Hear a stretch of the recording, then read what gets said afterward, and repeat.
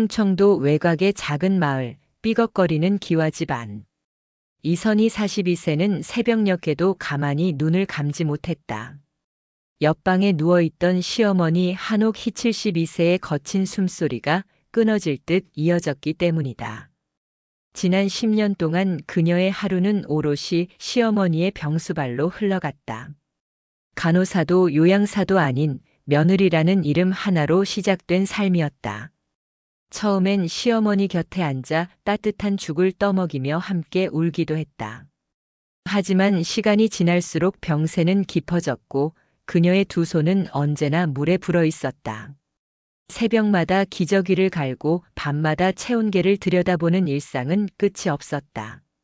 마을 사람들은 저 집 며느리 아니었으면 벌써 돌아가셨을 거야라며 혀를 찼지만 정작 선희의 가슴속은 고단함과 외로움으로 가득했다. 남편이 세상을 떠난 지는 오래였다. 어린 두 아이를 키우며 시어머니를 모셔야 했던 세월은 선희를 더욱 지치게 만들었다. 경제적 여유 따윈 사치였다. 간혹 마을에서 반찬을 얻어다 버티고 새벽 시장에서 허드렛 일을 하며 번 돈은 고스란히 약값과 병원비로 사라졌다. 그리고 어느 날 시어머니의 호흡이 한 번 길게 끊겼다. 눈을 감은 얼굴은 놀랍도록 편안해 보였지만 선희의 마음은 무너져 내렸다. 어머니 끝내 울음을 터뜨리며 시신을 부여잡았지만 10년간 이어온 헌신은 그렇게 종지부를 찍고 말았다. 장례는 초라했다. 검은 천으로 대충 둘러친 빈소, 마을 몇몇 어르신들만 다녀갔다. 오랜 고생을 지켜본 이들은 눈물을 훔쳤지만 장례가 끝나자마자 모두 제 일상으로 돌아갔다. 남겨진 건 빚 독촉장과 낡은 집 한 채였다. 그 집은 기와가 사가 비세는 한옥이었다. 하지만 시어머니에게는 조상의 숨결이 서린 터전이라며 끝까지 팔지 않던 곳이었다. 그러나 선희에게 집은 그저 버거운 짐이었다. 남편도 시어머니도 없는 텅 빈 공간. 천장에서 뚝뚝 떨어지는 물방울 소리는 그녀에게 남겨진 외로움의 메아리였다. 며칠 뒤 은행에서 날아온 빨간 독촉장을 들여다보며 선희는 깊은 한숨을 내쉬었다. 이 집이라도 팔아야지 아니면 아이들 학비도 못 낼 판이야. 밤이 깊어지자 집안은 싸늘히 식었다. 선희는 이불 속에서 뒤척이며 생각에 잠겼다. 병간호로 허리마저 휘어졌지만 더는 버틸 힘이 없었다. 시어머니의 마지막 모습이 눈에 아른거렸다. 팔지 마라. 이 집은 꼭 지켜야 한다. 꿈인지 환청인지 알 수 없었다. 그러나 그 한마디가 귓가에 계속 맴돌았다. 마치 시어머니의 홀령이 남아있는 듯 선희의 마음을 붙잡았다. 하지만 어머니 나도 이제 한계예요. 그녀의 목소리는 공허한 방 안에서 메아리처럼 흩어졌다. 그날 밤 선희는 결국 결심했다. 이 집을 팔아서라도 빚을 갚고 아이들을 지켜내야 한다. 더 이상 시골 기와집에 매달려 희생만 하며 살 수는 없었다. 그러나 그녀는 알지 못했다. 그 낡은 집이 그리고 시어머니의 뜻이 앞으로 그녀의 삶을 송두리째 뒤흔들 거대한 이야기의 시작이 될 것임을. 며칠 뒤 무겁게 짐을 챙긴 이선희 42세는 집문을 나섰다. 손에 들린 낡은 가방 속에는 등기부등본과 토지대장, 시어머니가 평생 간직했던 집문서가 들어있었다. 기와가 사가 비가 새고 마당에는 잡초만 무성한 집이지만 팔기만 하면 빚을 막을 수 있다는 생각에 그녀는 마음을 다잡았다. 아이들의 학비와 생활비를 마련할 수 있다면 더는 주저할 이유가 없었다. 버스를 타고 서울 외곽의 작은 도심에 있는 복덕방으로 향하는 내내 선희의 손은 땀으로 젖어 있었다. 집을 판다는 게 이렇게 가슴이 무겁구나 속으로 중얼거리며 버스 창밖을 바라봤다. 복덕방 문을 열자 낡은 간판과 오래된 달력이 걸린 공간에서 김도현 55세 사장이 신문을 보고 있었다. 선희가 문을 열자마자 그는 천천히 안경 너머로 고개를 들었다. 어서 오시오. 무슨 일로 오셨소? 선희는 떨리는 손으로 가방에서 집문서를 꺼내 내밀었다. 이 집을 팔고 싶습니다. 시골집이라 값은 많이 못 쳐주실 테지만 급한 사정이 있어요. 김도현은 서류를 받아들고 잠시 훑어보더니 눈빛이 순간 흔들렸다. 그러나 곧 아무렇지 않은 듯 고개를 끄덕이며 물었다. 이 집 시어머니 댁 아닙니까? 국밥집 하시던 한옥희 여사님 맞죠? 선희는 놀란 눈으로 김도현을 바라봤다. 네, 어머니를 아세요? 김도현은 잠시 숨을 고르더니 신문을 접어 내려놓았다. 알다마다요. 젊었을 때 저도 그 국밥 한 그릇 덕에 살아났으니까. 그는 천천히 자리에서 일어나 창밖을 바라봤다. 목소리는 단호하면서도 묘하게 따뜻했다. 하지만 그 집은 절대로 팔면 안 됩니다. 순간 선희의 표정은 굳어졌다. 뭐라고요? 팔면 안 된다고요? 저는 빚에 시달리고 있습니다. 아이들 학비도 막막해요. 이 집을 팔지 않으면 버틸 수가 없어요. 그녀의 목소리는 절박했지만 김도현은 고개를 세차게 저었다. 돈이 급한 건 알지만 그 집은 보통 집이 아닙니다. 한옥희 여사님이 평생 지켜온 이유가 있어요. 그 집을 팔면 아마 선희 씨도 평생 후회하게 될 겁니다. 선희는 분노와 당혹이 동시에 치밀었다. 도대체 왜요? 어머니도 돌아가셨고 이젠 아무도 살지 않는 집이에요. 허물어져 가는 집을 붙잡고 있으라는 말씀이세요? 김도현은 단호하게 대답했다. 그 집은 여사님이 단순히 잠을 자고 밥을 먹던 곳이 아니요. 많은 아이들이 살았고 굶주린 사람들이 숨을 돌리던 곳이었어. 내가 직접 봤소. 여사님은 늘 이 집은 사람 살리는 집이야 라고 말씀하셨지? 순간 선희의 눈동자가 흔들렸다. 그녀는 알지 못했다. 시어머니가 국밥집만 운영했다고 생각했는데 그 집 안에 그런 이야기들이 숨어 있을 줄은. 김도현은 그녀를 바라보며 덧붙였다. 내가 여사님과 약속했습니다. 이 집만은 지켜야 한다고. 내가 왜 이런 말을 하는지 곧 알게 될 겁니다. 하지만 지금은 절대로 팔지 마시오. 선희는 가방을 꼭 움켜쥐며 자리에서 일어났다. 마음속에서는 의심과 혼란이 뒤섞였다. 대체 어머니가 뭘 숨기고 있었던 거지? 왜 이 집을 팔면 안 된다는 거야? 복덕방 문을 나서는 순간 따가운 햇살이 얼굴을 내리쬐었지만 선희의 마음은 오히려 더 무겁게 가라앉았다. 빚 독촉과 아이들의 학비 걱정은 여전했지만 이제는 알 수 없는 불안감이 그 위에 더 씌워졌다. 그날 밤 선희는 낡은 집 안에서 홀로 앉아 창호지에 스며든 빛을 바라보았다. 팔지 말아라는 말이 귓가에 맴돌았다. 시어머니의 목소리였을까 아니면 복덕방 사장의 단호한 경고였을까? 어느 쪽이든 선희의 마음은 점점 흔들리기 시작했다. 빚 독촉장이 연이어 날아들던 어느 밤 이선희 42세는 지쳐 쓰러지듯 잠이 들었다. 아이들은 옆방에서 얌전히 자고 있었지만 그녀의 머릿속은 숫자와 채권자의 목소리로 가득 차 있었다. 잠결에 이상한 기척이 들렸다. 눈을 떠보니 어두운 마당 한가운데 희미한 불빛이 어른거렸다. 거기엔 시어머니 한옥희 72세 작고가 누워 있었다. 흰 한복 차림에 얼굴은 살아생전보다 더 고요했지만 그 눈빛은 분명히 생생했다. 어머니. 선희는 비틀거리며 달려갔지만 손끝이 닿기도 전에 몸이 굳어졌다. 한옥희의 입술이 천천히 열리며 단 한마디가 흘러나왔다. 이 집을 지켜라. 그 목소리는 분명 환청이 아니었다. 마당에 깔린 흙바닥이 진동하는 듯 했고 차가운 바람이 스산하게 불며 그녀의 몸을 휘감았다. 선희는 소스라치게 놀라 눈을 떴다. 숨이 거칠게 오르내렸고 온몸은 식은 땀으로 젖어 있었다. 꿈이었나? 하지만 마음 한구석에서는 그것이 단순한 꿈이 아님을 직감했다. 다음 날 현실은 더욱 가혹했다. 우체통에는 단전단수 예고장이 꽂혀 있었다. 며칠 내로 밀린 요금을 납부하지 않으면 공급을 중단한다. 선희는 편지를 움켜쥔 채 현관에 털썩 주저앉았다. 어제 본 꿈과 겹쳐지며 가슴이 조여왔다. 정말 이 집을 지켜야 하는 걸까? 하지만 어떻게 돈도 없는데. 아이들이 잠에서 깨어와 엄마 밥은? 하고 물었을 때 그녀는 차마 아무 대답도 할 수 없었다. 냉장고 안엔 반찬거리가 바닥났고 통장은 텅 비어 있었다. 저녁이 되자 선희는 시어머니의 방을 정리하기 시작했다.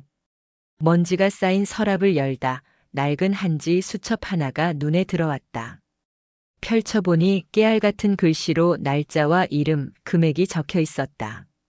고아 아이밥값 50원, 동네 호라비 국밥 한 그릇 30원. 눈물이 핑 돌았다. 그 옆엔 짧은 메모가 붙어 있었다. 복덕방 김 사장은 믿을 만한 사람. 이 집은 아이들 웃음이 자란 곳. 팔면 안 된다. 순간 어젯밤 꿈에서 들었던 시어머니의 목소리가 다시 귓가를 파고들었다. 이 집을 지켜라. 선희는 무릎 위에 수첩을 올려놓고 두 손으로 얼굴을 감쌌다. 집을 팔아야 한다는 현실과 지켜야 한다는 목소리 사이에서 심장이 갈라지는 듯 했다. 어머니, 저는 어떻게 해야 합니까? 허공에 던진 질문은 대답이 없었다. 하지만 방 안 공기는 이상하게 따뜻해졌고 창호지를 뚫고 들어온 달빛이 수첩 위를 환히 비췄다. 선희는 알 수 없는 떨림 속에서 서랍을 꼭 닫았다. 팔아야만 산다는 절박함 속에서도 점점 더 커져가는 알 수 없는 두려움과 신뢰의 기척이 그녀를 붙잡고 있었다. 밤새도록 뒤척이며 잠 못 이루던 이선희 42세는 새벽녘 결국 집안을 샅샅이 정리하기로 결심했다. 빚 독촉과 생활고로 하루하루가 무너져 내리는 상황 속에서도 전날 발견한 시어머니의 수첩과 메모는 마음을 붙잡았다. 복덕방 김 사장은 믿을 만한 사람. 이 집은 아이들 웃음이 자란 곳. 팔면 안 된다. 그 짧은 문구가 계속 귓가에 맴돌았다. 햇살이 희미하게 기와 지붕 위로 번지던 아침, 선희는 낡은 장롱을 끄집어내며 서랍 속을 뒤지기 시작했다. 먼지가 풀풀 날리고 오래된 이불과 헌옷 사이에서 노랗게 바랜 상자가 나왔다. 상자를 열자 오래된 봉투와 사진들이 쏟아졌다. 첫 번째 사진 속에는 마당에 모여 국밥을 먹는 아이들 모습이 담겨 있었다. 얼굴은 꾀죄죄했지만 눈빛은 빛나고 있었다. 그 한가운데서 환하게 웃으며 국자를 들고 있는 이는 다름 아닌 시어머니 한옥희 72세 작고였다. 사진 뒷면에는 이렇게 적혀 있었다. 1989년 동네 아이들 겨울 점심. 이어나온 봉투에는 손글씨로 빼곡하게 기록된 장부가 들어 있었다. 철수 국밥 한 그릇 외상 50원. 영희 책값 대신 밥값 대납. 그리고 장부 한쪽에는 빨간 펜으로 굵게 적혀 있었다. 돈은 잊혀도 아이들 배고픔은 잊지 말 것. 선희는 손이 떨려 장부를 붙잡았다. 그동안 시어머니를 단순히 고집센 시골 노인, 집을 고수하는 완고한 사람으로만 여겼다. 그러나 장부는 전혀 다른 이야기를 하고 있었다. 이 집은 굶주린 아이들을 품어낸 곳이었고 국밥 한 그릇이 누군가의 생명을 지켜낸 공간이었다. 이 집은 사람 살리는 집이야. 복덕방 사장 김도현의 말이 떠올랐다. 단순한 수사가 아니었다. 더 깊은 서랍 안에서 작은 봉투 하나가 눈에 띄었다. 그 위에는 도현에게라고 또렷이 적혀 있었다. 봉투를 열자 손글씨 편지가 나왔다.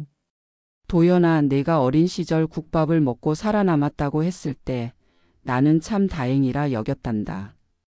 내가 훗날 어떤 사람이 될지 모르지만 이 집을 기억해 주길 바란다.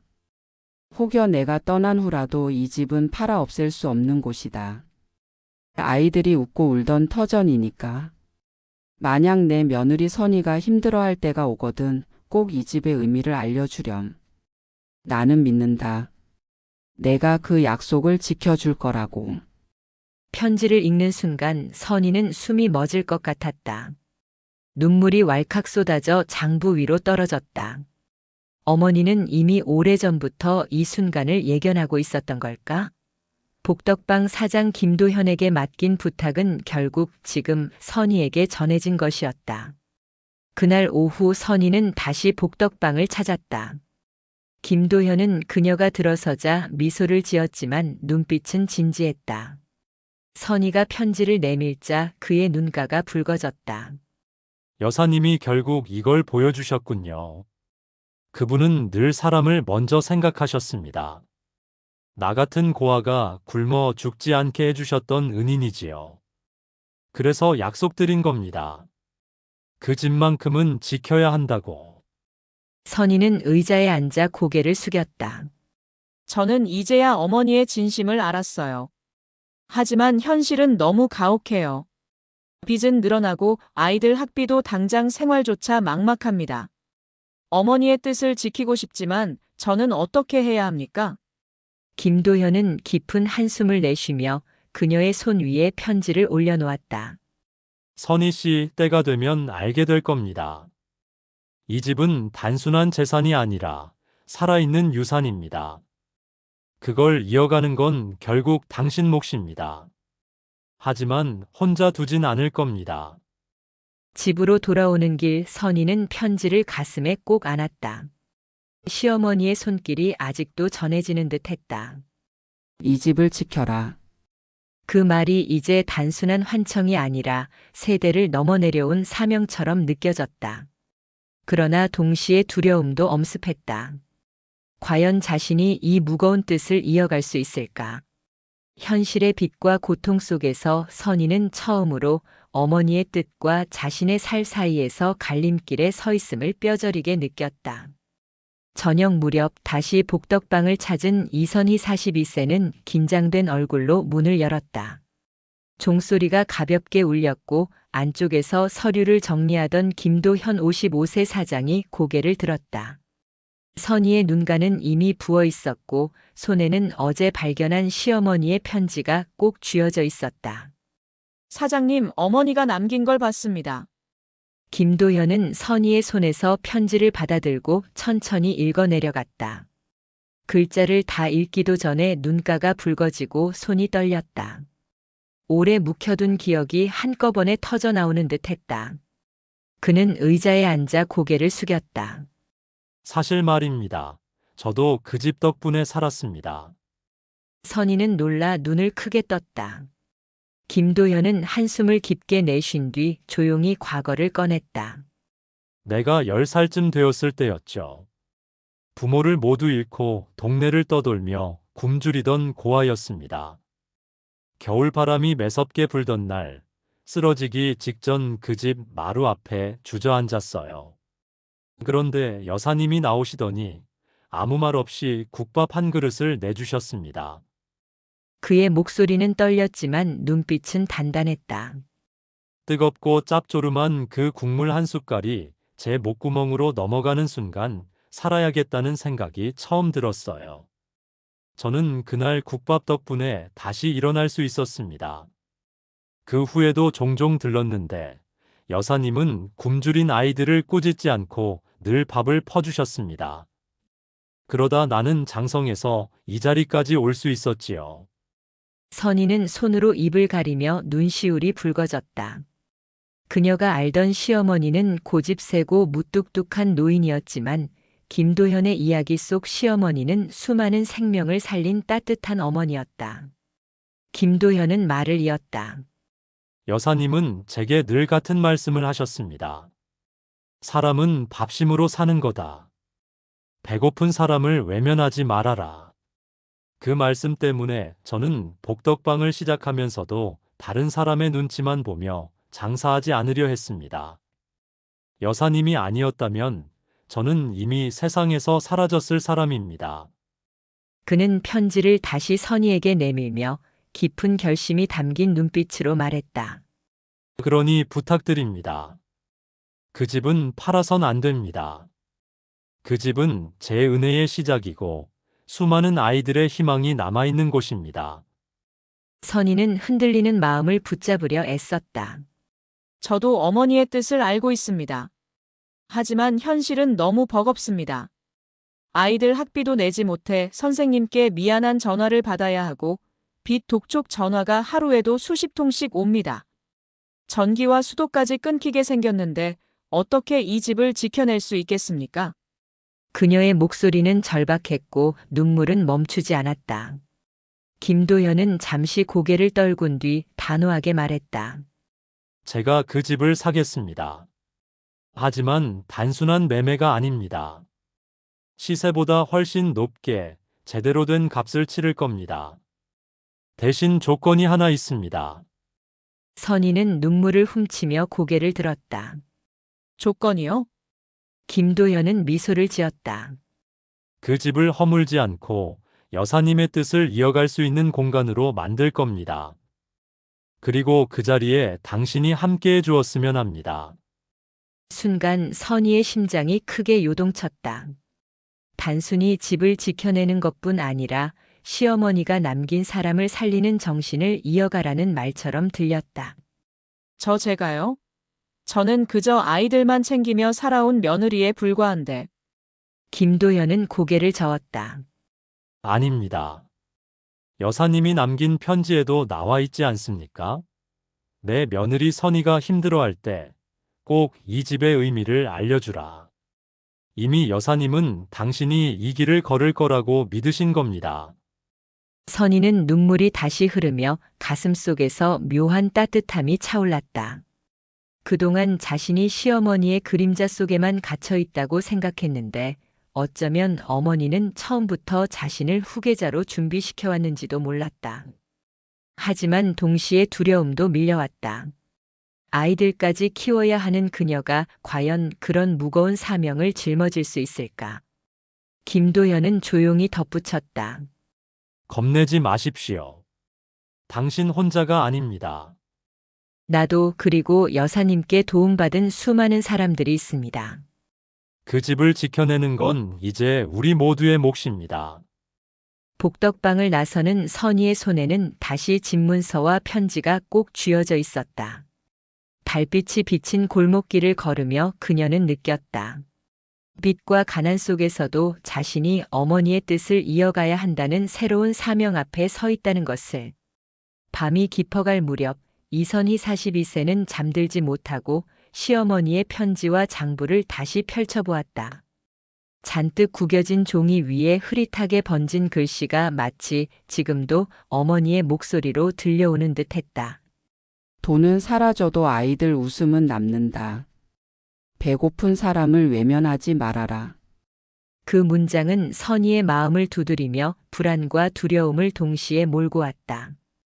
그녀는 아이들을 위해 어떻게든 집을 팔아 빚을 갚고 싶었지만 동시에 그 집을 지켜야 한다는 책임감이 목을 조여왔다. 다음 날 아침 다시 복덕방을 찾은 선희는 김도현 사장을 마주했다. 그는 책상 위에 두꺼운 설계도를 펼쳐 보였다.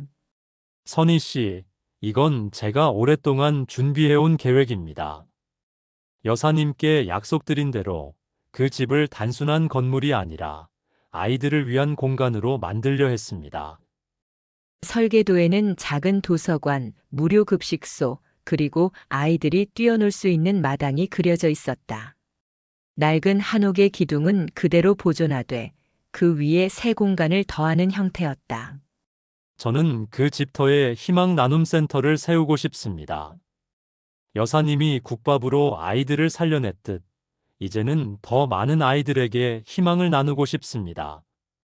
선희는 숨이 막히는 듯 설계도를 바라보았다. 마음 한쪽이 뭉클했지만 동시에 현실의 벽이 떠올랐다. 하지만 저는 여전히 빚쟁이들 전화를 받으며 하루하루가 지옥입니다. 아이들 학비도 못 내는데 어떻게 이런 큰 일을 감당할 수 있겠습니까? 저한테는 너무 벅찬 일이에요. 김도현은 단호하게 고개를 저었다. 선희 씨, 이건 혼자 하는 일이 아닙니다. 여사님께 도움받은 사람들, 그리고 그 은혜를 기억하는 이웃들이 함께할 겁니다. 이미 몇몇은 뜻을 모으고 있습니다. 그는 잠시 말을 멈추더니 눈빛을 깊게 가라앉혔다. 사실 제 인생의 가장 힘든 순간, 죽고 싶었던 순간이 있었습니다. 그때 제 발걸음을 붙잡은 게 바로 여사님의 말씀 한마디였습니다. 밥은 먹었냐? 굶으면 안 된다. 그 따뜻한 한마디 때문에 살아남아 여기까지 올 수 있었죠. 그러니 이제는 제가 그 빚을 갚을 차례입니다. 선희의 눈에 눈물이 고였다. 그녀는 시어머니의 고집이 단순히 집착이 아니었음을, 그 집이 단순한 벽돌더미가 아니었음을 비로소 이해했다. 그러나 두려움은 여전히 그녀를 사로잡았다. 만약 제가 이 길을 선택했다가 실패하면 어떡합니까? 아이들에게 그리고 어머니께 부끄러운 며느리가 되면 김도현은 단호히 끊었다. 실패는 없습니다. 당신은 이미 어머니의 뜻을 이어받은 순간 성공한 겁니다. 그 집을 팔아 빚을 갚아도 남는 건 허무함 뿐이지만 이 집을 지켜내면 사람들의 마음에 희망이 남습니다. 선희 씨, 어머니는 당신이 이 선택을 하기를 바라셨습니다. 그 순간 선희의 가슴 속에서 묵직한 결심이 움트기 시작했다. 아이들에게 물려줄 건 돈이 아니라 사람을 살리는 정신이라는 걸 깨닫게 된 것이다. 집으로 돌아온 선희는 두 아이 앞에 앉아 말했다. 얘들아, 우리가 힘들어도 이 집은 팔지 않을 거야. 대신 여기서 더 많은 사람들을 도울 거야. 너희 할머니가 그러셨던 것처럼. 아이들은 잠시 어리둥절한 눈빛을 보였지만 곧 고개를 끄덕였다. 엄마, 우리도 도울게. 엄마 혼자 힘들지 않게. 그 순간 선희는 눈물을 흘리며 아이들을 끌어안았다. 어머니의 뜻이 이제는 그녀와 아이들에게로 이어지고 있음을 실감했다. 며칠 뒤 김도현은 동네 사람들을 불러 모았다. 작은 복덕방은 사람들로 가득 찼고 그들 모두는 과거 여사님에게 도움받은 이들이었다. 국밥 한 그릇에 목숨을 건졌던 이들, 학비를 대신 내주셔서 학교에 다닐 수 있었던 이들, 비 오는 날 마루에 피신의 밤을 지새웠던 이들. 그들 모두가 같은 목소리로 말했다. 그 집은 우리 모두의 집입니다. 우리가 함께 지켜냅시다. 선희는 그 자리에서 펑펑 울었다. 혼자가 아니라는 사실이 무엇보다 큰 위로와 용기가 되었다. 이제 그녀는 더 이상 빚과 두려움에만 묶여있는 며느리가 아니었다. 어머니의 뜻을 이어받아 사람들을 모으고 희망을 잇는 새로운 주인이 되어가고 있었다. 그날 밤 선희는 집 마당에 홀로 서서 하늘을 올려다보았다. 별빛이 반짝이는 가운데 어머니의 목소리가 다시 들려오는 듯 했다. 잘했다, 선희야. 이 집은 내가 지켜야 할 보물이란다. 그녀는 두 손을 가슴에 모으며 속삭였다. 어머니, 이제 제가 이어갈게요. 이 집을, 그리고 그 뜻을.